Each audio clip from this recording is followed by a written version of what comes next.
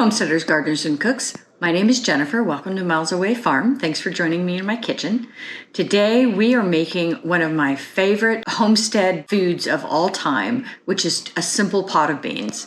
If you are the kind of person who never makes beans from dried and you always just buy canned beans, please let me implore you, make them from scratch. They're so easy. It's the kind of thing you can put on the stove and have it cooking while you're doing other things. If you're the kind of person who gets distracted, just set a timer so that you come back to it and don't forget about it.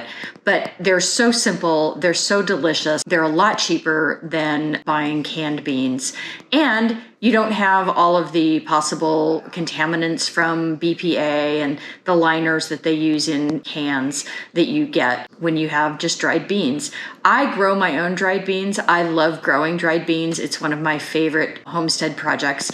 And every year I try out some new varieties. I'm always playing around with different things. And one of the things I figured out is after trying a lot of different heirloom type beans, I realized that the kind of beans that I actually want to cook most of the time are pinto beans, black beans, navy white beans, cannellini beans. And so I just went to the bulk bins at my local bulk food store and bought those beans and took them home and planted them. You don't have to buy beans from seed stores in order to get them to grow. Most of the beans that are in the grocery stores will grow.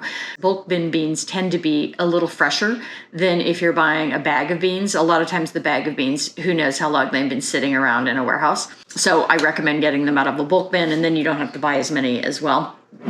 But these are a mix of beans that I grew in 2022, and they are from a guy named Joe Lofthouse, who's doing lots of interesting landrace seed propagation. So he's trying to get back to some of the more deep original genetics on some different species, and he does some really fun projects. I'll put a link in the description to some of his work. But this was just a mixed bean seed pack that originated with him. And because beans are self-fertile, they're very easy to save seed from, and they don't tend to cross easily. Unlike some things that people say are self-fertile and that actually do often cross, like hot peppers for one. And then I've actually had tomatoes cross as well. If you have a lot of bee activity in your garden, sometimes those, quote, self-fertile plants will end up crossed with their neighbors. However, beans do not. And so the fun thing about growing a mixed pack of beans like this is I can pick out my favorite ones and just grow those, and they'll be fine. Generally, they're not going to be crossed with their neighbors. So that's the kind of beans that I used in this recipe. This recipe was inspired by a recent video that I put up for barbacoa. I made a beef barbacoa in an Instant Pot, and when I did that, I ended up having quite a bit of the sauce from the barbacoa left over, and it was sitting on my counter, and I thought I really should just make a pot of beans with that, because that would be such great seasoning for a pot of beans. And so that's what I did. So come join me, and we're gonna make some beans. So because I'm just making a small bit of beans here, I'm using 1 cup of dried beans. A pound is about 2 cups, so this is about a half a pound of beans. And you'll read to pick over your beans, spread them out on a cookie sheet, check for stones. Because I hand shelled these, I know that there isn't any stones or rocks in here, so I'm just gonna rinse them in cold water. And anything that isn't mature or little bits of bean pod that are left over from when I was shelling them is just gonna float to the surface and float off. So I'm gonna give these 2 or 3 good rinses. This also will rinse off any dirt that happens to be on them. But they're pretty darn clean because I hand shelled them. And then I'm gonna wanna do a quick soak with these and at least 2 or 3 inches of water above the beans. I'm using we have a reverse osmosis water system because our water is very, very hard. We have a ton of minerals, and so I'm using some of that filtered water for that. I'm gonna bring this to a boil it for 1 minute, turn the heat off, and then let it sit for an hour. So this is after an hour of soaking.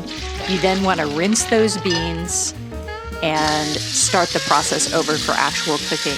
This will reduce the gassy quality of the beans by a considerable percent. My husband has a really hard time with beans, and this makes a huge difference. Doing that quick soak If you soak them overnight in cold water, it does not reduce the gas the way a quick soak will. So I like this both for speed and also because it really reduces the gas. This is my leftover barbacoa seasoning. There's chilies in this, there's quite a bit of salt, there's beef broth. So this is going to make a delightful flavoring. I'm not adding any additional salt to these beans because there's a lot of salt in this juice. Normally I would add at least a teaspoon of salt if I were just cooking the beans in plain water. You'll read things saying that you shouldn't salt beans at the beginning of cooking time because it makes them tough. I don't believe that, and I actually think that beans that are not salted from the beginning taste like wallpaper paste. So I really think that it's important to salt your beans from the very beginning. I'm going to put this on a back burner on my lowest possible simmer and simmer them for about an hour. The fresher the beans are, the faster they cook. And if you've ever had beans that you cooked and cooked and cooked and cooked and cooked and they never got soft, those were really, really old beans. They can get so old that they just won't absorb liquid and soften up. They're usually at least 2 or 3 years old at that point. Here I'm testing for doneness. So I'm giving everything a good stir, and I've stirred this a couple of times while they were simmering as well. And then I'm just gonna pull off a few, and there's this old trick where you can blow on the beans. I didn't catch this very well with the camera, but if you blow on them and the outside kind of wrinkles, that's a good indication they're getting close to done. And then I'm just tasting them to see how they taste. They shouldn't be chalky, they should be done all the way through. And there you go. Our pot of beans is finished and ready for dinner. Delicious, healthy, inexpensive, and so satisfying. Give it a try. Thanks for watching, Tribe. If you like this kind of content, give me a thumbs up. Please subscribe, share, and leave me a comment. I have new content coming out every week.